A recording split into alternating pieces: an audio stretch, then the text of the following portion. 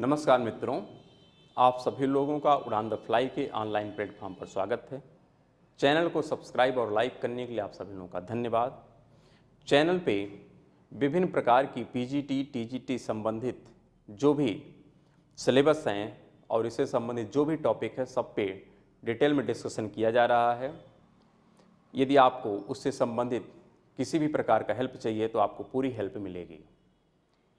हम आप लोगों के साथ ज्योग्राफी पर डिस्कशन कर रहे हैं कि पीजीटी या टीजीटी से संबंधित जो भी ज्योग्राफी का सिलेबस है और इससे संबंधित जो भी विगत वर्षों में प्रश्न पूछे गए हैं उसको कैसे हम लोग हल करें कि कम से कम समय में अपने टारगेट को अचीव कर सकें।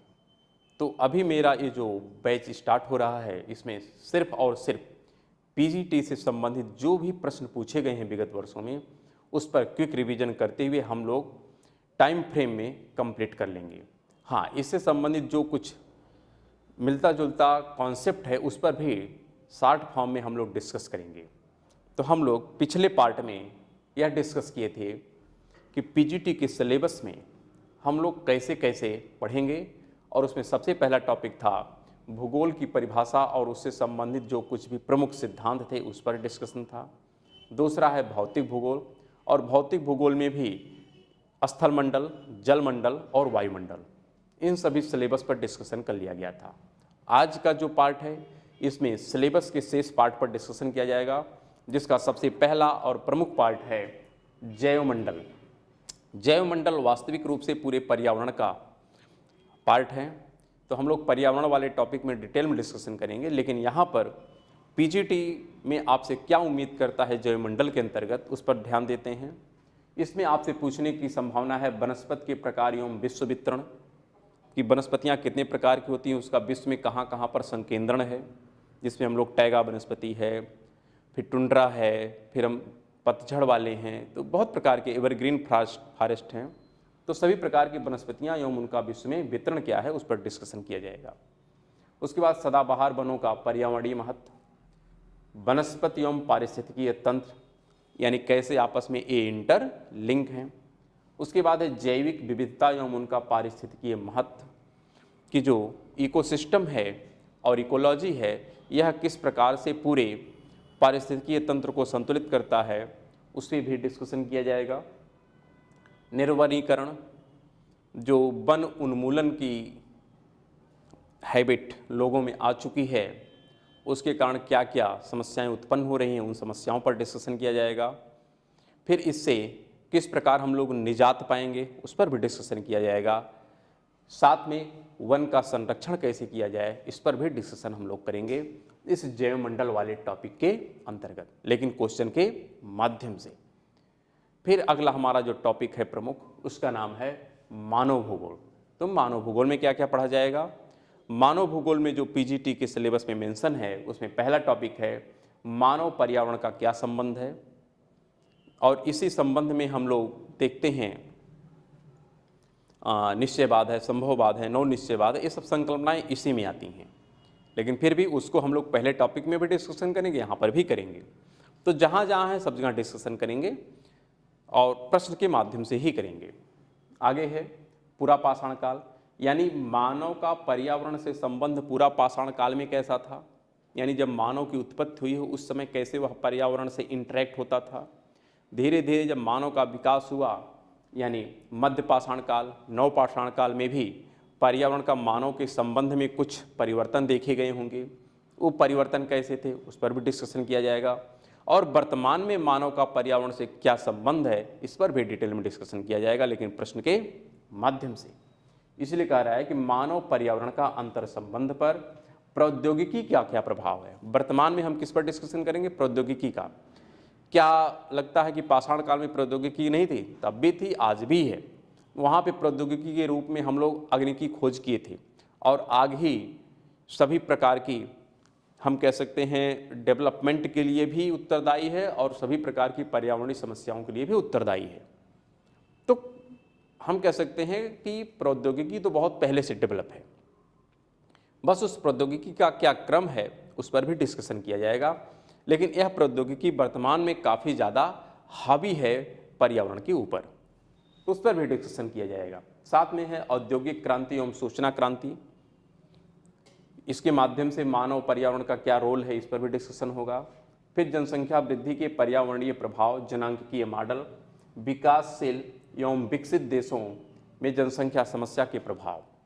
तो वैसे जनांकीय या जनसंख्या नगरीकरण एक आपका प्रमुख पार्ट है ज्योग्राफी के अंतर्गत, उस पर तो डिस्कशन किया ही जाएगा। लेकिन मानव भूगोल के अंतर्गत हम लोग जनसंख्या से संबंधित जो भी टॉपिक हैं, उस पर जो भी प्रश्न बने हैं, उसको भी हम लोग डिटेल में डिस्कशन करेंगे। फिर आगे हम बढ़ते हैं और अगला हमारा मुख्य सिलेबस में दिया हुआ पार्ट है आर्थिक भूगोल।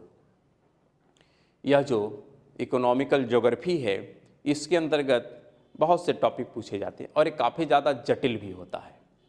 जटिल इसलिए होता है क्योंकि पॉइंट काफ़ी छोटे होते हैं और विश्व बहुत बड़ा है। ऐसे में वह पर्टिकुलर खनिज किस देश में या किस राज्य में पाया जाता है, ये आइडेंटिफाई करना थोड़ा मुश्किल तो होता है, लेकिन फिर भी आप अगर प्रयास करेंगे तो मुश्किल कुछ भी नहीं है, याद कर सकते हैं। तो इसमें यही देखना है मुख्य तौर पर कि भारत में कौन सी कृषि कहाँ पर होती है, कौन से खनिज संसाधन कहाँ पर हैं, कौन से परिवहन कहाँ पर हैं, कौन से पर्यटन हैं, कितने प्रकार के उद्योग हैं। ये सब जितने भी टॉपिक हैं जहाँ पर आर्थिक गतिविधियाँ जुड़ी हुई हैं, वह सब आर्थिक भूगोल के अंतर्गत ही आती हैं। तो एक बार आप सिलेबस पर ध्यान रखिए, देखिए क्या क्या लिखा है, एक बार पढ़िए। कह रहे संसाधन एवं उनका वर्गीकरण, कि संसाधन किसे कहते हैं और संसाधन के कितने प्रकार होते हैं, उन सब पर डिस्कशन किया जाएगा।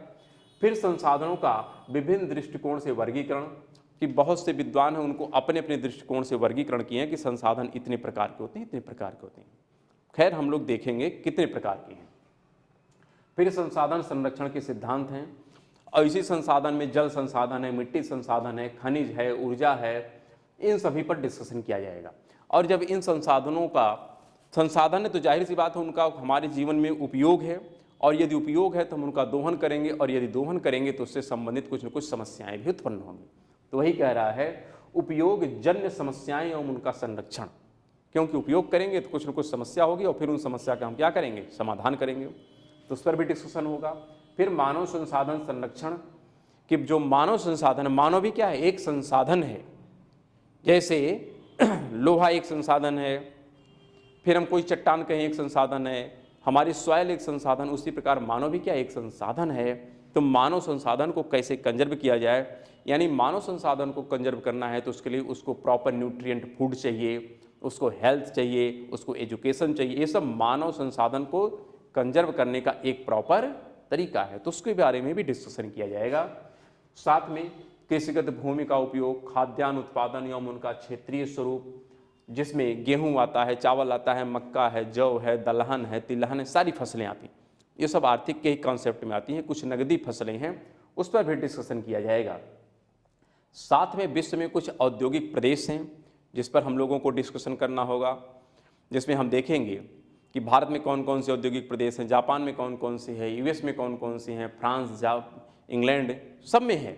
लेकिन इन सब पे डिस्कशन हम लोग क्वेश्चन के माध्यम से ही करेंगे, मेन कॉन्सेप्ट बेस पर नहीं करेंगे, क्योंकि समय कम है। तो समय कम है, इतने में यदि आपको सिलेबस कंप्लीट करना है तो जाहिर सी बात है सबसे बेहतर और कम समय में कंप्लीट करने का जो तरीका है वह यही है कि हम लोग क्वेश्चन को ही क्या करें, एनालिसिस करें। फिर यहाँ पर है उद्योगों के स्थानीयकरण के क्या क्या हैं सिद्धांत, उसमें न्यूनतम लागत का सिद्धांत है, फिर बाजार प्रतिस्पर्धा का सिद्धांत है, विश्व के औद्योगिक प्रदेश हैं, अंतर्राष्ट्रीय व्यापार, प्रमुख व्यापारिक प्रखंड, प्रमुख अंतर्राष्ट्रीय परिवहन मार्ग, वायुपत्तन एवं बंदरगाह, इसी में क्रिस्टालर के भी सिद्धांत आते हैं, उन सब पर भी हम लोग डिस्कशन करेंगे। फिर हम देखते हैं वहाँ पे वेबर का है, वानथ्यूनन का है, ये सब किसमें, ये सब आर्थिक भूगोल के ही पार्ट है, तो उस पर भी हम लोग डिस्कशन करेंगे। लेकिन बस एक ही बार बार हम रिपीट कर रहे हैं कि क्वेश्चन के माध्यम से। लेकिन ध्यान रखिएगा, यह विश्वास करिएगा कि टाइम फ्रेम में ही आपका पूरा सिलेबस कंप्लीट कर लिया जाएगा, जिससे आप पीजीटी के एग्जाम में किसी भी प्रकार की असुविधा महसूस न करें। हाँ, यदि आपको लगता है कि इससे संबंधित कुछ और कॉन्सेप्ट की ज़रूरत है तो उससे संबंधित बीच बीच में कॉन्सेप्ट के भी टॉपिक आते रहेंगे, उस पर भी आप लोग ध्यान देते रहिएगा। और कुछ already concept based topic complete भी कर लिए गए हैं हमारे द्वारा, तो उस पर भी आप दो लोग ध्यान दे सकते हैं, उस पर भी ध्यान देके अगर पढ़ेंगे तो अच्छा रहेगा। जैसे मैपिंग से बहुत सारे टॉपिक हमने कंप्लीट किया है, इन्वायरमेंट का भी हमने कुछ टॉपिक कंप्लीट किया है, तो आप उसको देख सकते हैं। लेकिन बीच बीच में कॉन्सेप्ट बेस्ड भी टॉपिक आते रहेंगे, उसको भी आप लोग ध्यानपूर्वक देखते रहिएगा। लेकिन पीजीटी का हम कंप्लीट सिलेबस क्वेश्चन के माध्यम से डिस्कशन करेंगे, और वो भी टाइम फ्रेम में, एग्जाम के पहले। फिर यहाँ पर है प्रादेशिक भूगोल। प्रादेशिक भूगोल में हम लोग किसका किसका अध्ययन करेंगे? इसमें विकसित, विकासशील एवं संक्रमणशील जो देश हैं उनकी क्या अवधारणाएं हैं, इस पर भी डिस्कशन किया जाएगा।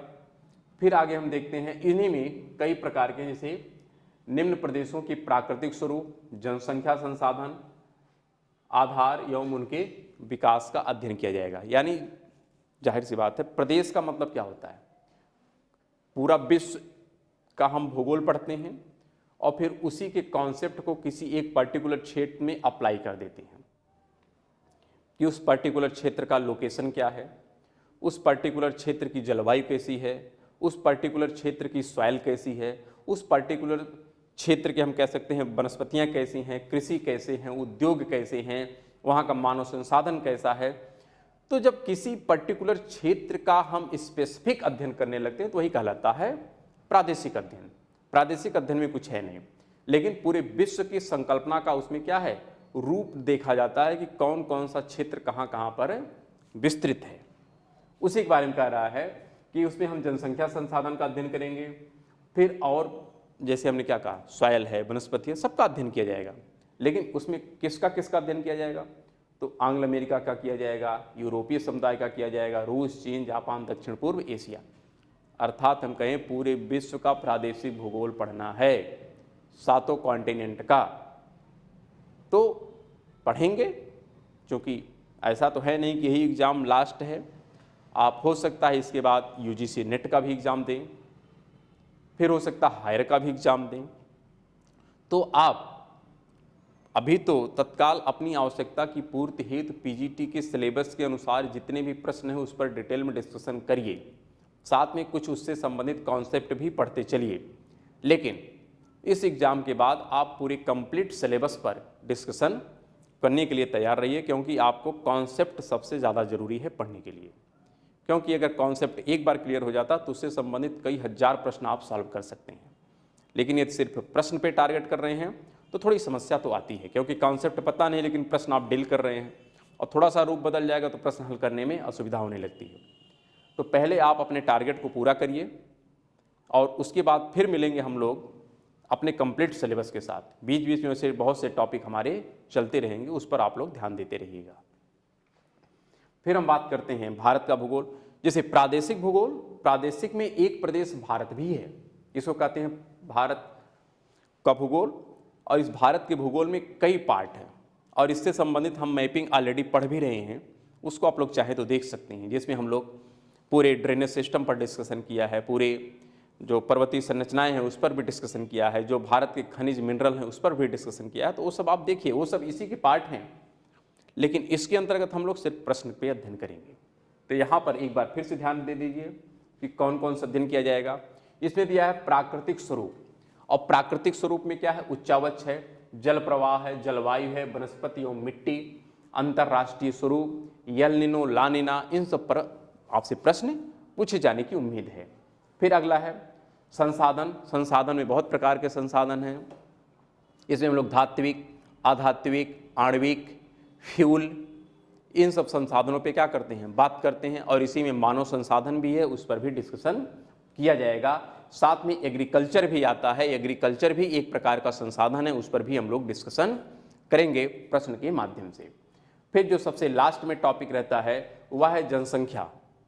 तो हम देखेंगे कि जनांकिकी या जनसंख्या नगरीकरण का क्या रोल है, इसमें कितने प्रकार के चरण हैं, इससे संबंधित नोटेस्टियन का क्या सिद्धांत है, मार्क्स का क्या सिद्धांत है, माल्थस का क्या सिद्धांत है, उस पर हम लोग डिस्कशन करेंगे।